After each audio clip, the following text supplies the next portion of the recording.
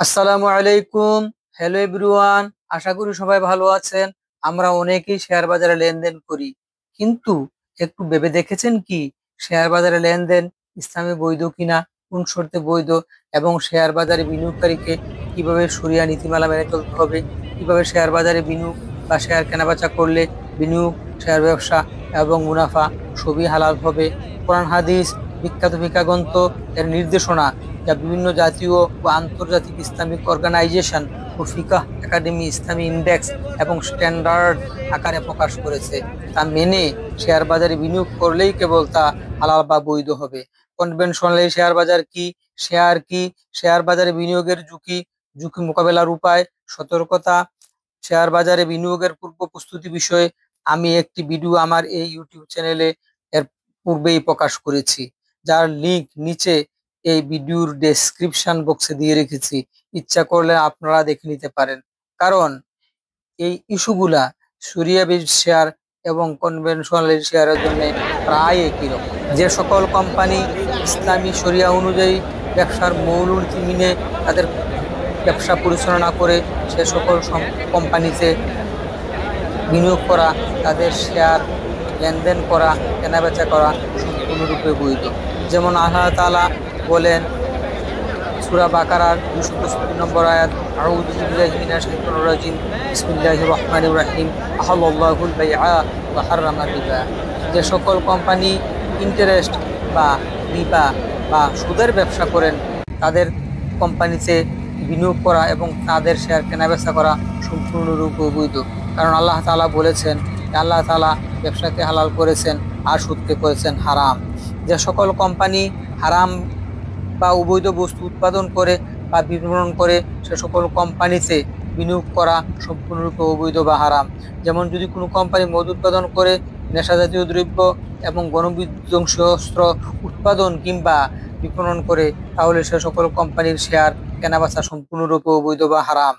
যে সকল কোম্পানির কাজকর্মে এবং প্রতিষ্ঠাতে গারার বা অস্পষ্টতা রয়েছে, সে সকল কোম্পানির শেয়ার বিনিয়োগ করা এবং কেনাবেচা করা সম্পূর্ণরূপে অবৈধ বা হারাম। যেমন রাসূলুল্লাহ সাল্লাল্লাহু আলাইহি সাল্লাম সহিহ মুসলিমে বলেছেন, নাহা রাসূলুল্লাহ সাল্লাল্লাহু আলাইহি সাল্লাম আনিল বাইইল গারাল। অর্থাৎ রাসূলুল্লাহ সাল্লাল্লাহু আলাইহি সাল্লাম অস্পষ্টতা যুক্ত ব্যবসা বাণিজ্যকে হারাম করেছেন বা নিষিদ্ধ করেছেন। মাইসির বা ফটকা কারবার যে সকল কোম্পানি সাথে জড়িত বা যারা মাইসির বা ফটকা কারবারি, সে সকল কোম্পানির শেয়ারে কেনাবেচা এবং বিনিয়োগ করা সম্পূর্ণরূপে অবৈধ বা হারাম। অতি মুনাফা, যে সকল কোম্পানি সলসাতুরি করে, মানুষ ঠকিয়ে, জনগণকে এবং সরকারকে ঠকিয়ে অতি মুনাফা করে, সে সকল কোম্পানির শেয়ারে বিনিয়োগ করা কিংবা তাদের শেয়ার কেনাবেচা করা সম্পূর্ণ অবৈধ বা হারাম। কারণ রাসূলুল্লাহ সাল্লাল্লাহু আলাইহি সাল্লাম বলেছেন, হালাল স্পষ্ট, হারাম স্পষ্ট, এবং অতি মুনাফা গ্রহণ করাও হারামের অন্তর্ভুক্ত।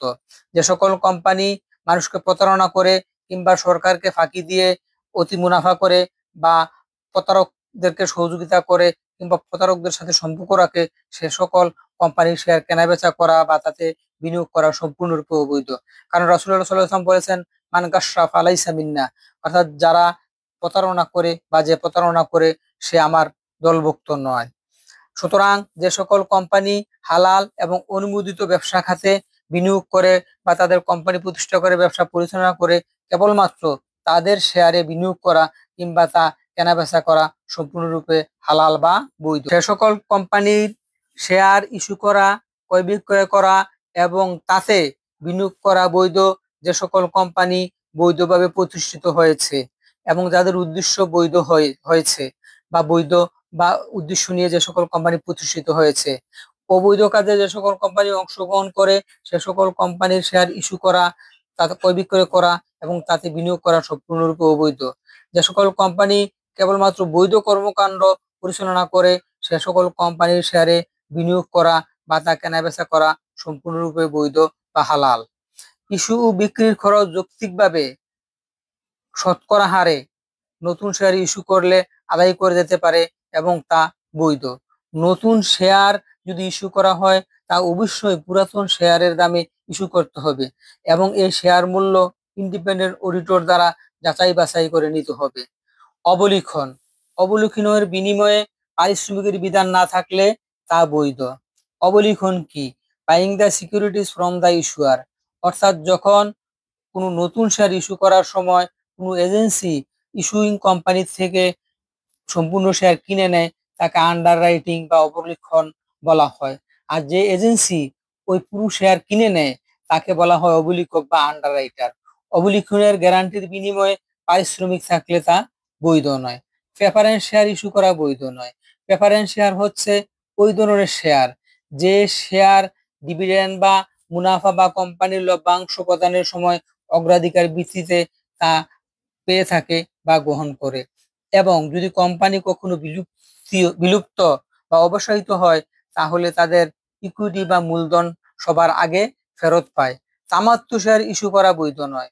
তামাত্ম শেয়ার বলতে ওই সকল শেয়ারকে বোঝায় যে শেয়ারের মূল্য কোম্পানির লভ্যাংশ থেকে একসাথে বা কিস্তিতে পরিশোধ করা হয়েছে এবং তার পরিবর্তে তাদেরকে শেয়ার ইস্যু করা হয়েছে। এই তামাত্ম শেয়ার হোল্ডাররা কোম্পানির মুনাফার কিছু অংশ পায়, কিন্তু যদি কোম্পানি কখনো বিলুপ্ত বা অবসায়িত হয় তাহলে তাদের মূলধনের বা ইকুইটির কোনো অংশ পায় না। যে সকল কোম্পানির কাজকর্ম বৈধ হওয়া সত্ত্বেও এবং তাদের মেমোরান্ডাম অফ অ্যাসোসিয়েশন এবং আর্টিকেলস অফ অ্যাসোসিয়েশনে বৈধ কাজকর্মের কথা উল্লেখ থাকা সত্ত্বেও মাঝে মাঝে সুদি কারবারে লিপ্ত হতে হয়, সে সকল কোম্পানির শেয়ার ক্রয় বিক্রয় এবং তাতে বিনিয়োগ করা সম্পূর্ণরূপে অবৈধ বা হারাম।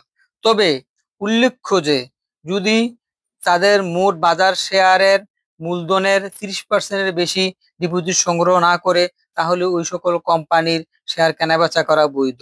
অর্থাৎ যদি তারা ডিপোজিট সংগ্রহ করে এবং তা যদি মোট শেয়ার বাজার মূলধনের 30% বেশি না হয় তাহলে ওই সকল কোম্পানির শেয়ার কেনাবেচা করা বৈধ হবে। এবং তারা যদি বাজার থেকে বা কোনো প্রতিষ্ঠান থেকে সুদভিত্তিক ঋণ বা লোন গ্রহণ করে থাকে এবং তা যদি মোট শেয়ার বাজারের মূলধনের 30% বেশি না হয় তাহলেও ওই সকল কোম্পানির শেয়ার কেনাবেচা করা বৈধ হবে। এবং ওই 30% ডিপোজিট বা লোন থেকে যদি তাদের মুনাফা বা লাভ 5%-এর বেশি না হয় তাহলে ওই কোম্পানিতে বিনিয়োগ করা যাবে। তবে উল্লেখ্য যে মাসিক, দ্বিমাসিক, ত্রৈমাসিক, ষান্মাসিক বা বার্ষিক ভিত্তিতে তাদের মোট ইনকাম থেকে এই 5% যে ডাউটফুল বা সন্দেহজনক ইনকাম তা অবশ্যই বাদ দিতে হবে। তবে ম্যানেজার, এজেন্সি, ব্রোকার, কর্মচারীদের তাদের বেতন বা কমিশন থেকে এই 5% বাদ দিতে হবে না, কারণ তারা তো কেবলমাত্র তাদের পারিশ্রমিক গ্রহণ করে। যদি কোনো কোম্পানির মোট সম্পদ অস্পর্শ হয় বা ইনটেনজিবল হয়, যেমন নগদ বা ক্যাশ অর্থ, তাহলে সে সকল কোম্পানির শেয়ার কেনাবেচা করা এবং তাতে বিনিয়োগ করা সম্পূর্ণরূপে অবৈধ বা হারাম। কোম্পানির পরিসম্পদ বা মোট সম্পদ যদি কেবল ঋণ হয় তাহলে সেই সকল কোম্পানির শেয়ার কেনাবেচা করা এবং তাতে বিনিয়োগ করা সম্পূর্ণরূপে। শেয়ারের শর্ট সেল বৈধ নয়। শেয়ার ধার দেওয়া বৈধ নয়।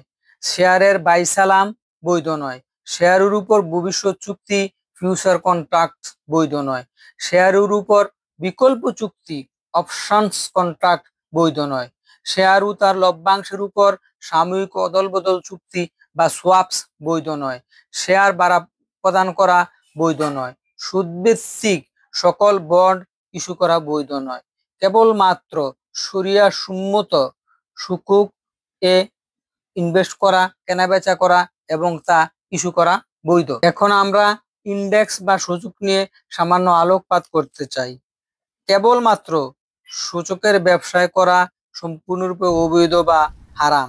সূচকের ভিত্তিতে অপশন চুক্তি করা বৈধ নয়।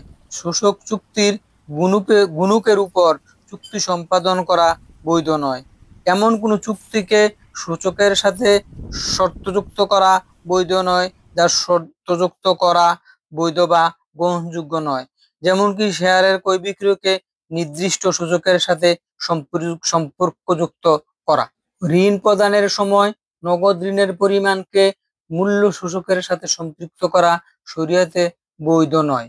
এমন কোনো ইন্ডেক্স বা তালিকা রয়েছে কিনা যা মেনে একজন মুসলিম শরিয়া সম্মতভাবে শেয়ার বাজারে লেনদেন করতে পারবে? হ্যাঁ, এরকম দুটি বিখ্যাত সূচক রয়েছে, একটি হচ্ছে আন্তর্জাতিক অঙ্গনের, আর একটা হচ্ছে আমাদের বাংলাদেশে দেশীয় অঙ্গনে। এর মধ্যে যে আন্তর্জাতিক অঙ্গনের বিখ্যাত সূচকটি রয়েছে তার নাম হচ্ছে ডাউ জোন্স ইন্ডেক্স, যা 1999 সালে প্রতিষ্ঠিত হয়। এটি একটি যুক্তরাষ্ট্র ভিত্তিক ইন্ডেক্স। এটি এমন একটি তালিকা বা সূচক যা মুসলিম বিনিয়োগকারীদের জানায় কোন কোন কোম্পানিতে বিনিয়োগ করা শরিয়াসম্মত বা হালাল এবং কোনগুলোতে হালাল নয়।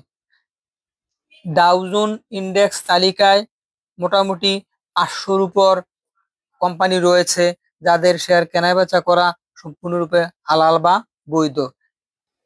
ঢাকা স্টক এক্সচেঞ্জ শরিয়া ইন্ডেক্স হলো বাংলাদেশের প্রথম শরিয়া সম্মত শেয়ার সূচক, যা 2011 সালে ঢাকা স্টক এক্সচেঞ্জ চালু করে। এটি এমন একটি তালিকা যেটি প্রায় 200-র উপরে কোম্পানি এনলিস্টেড করেছে, যে সকল কোম্পানিতে বিনিয়োগ করা এবং তাদের শেয়ার কেনাবেচা করা সম্পূর্ণরূপে হালাল বা বৈধ।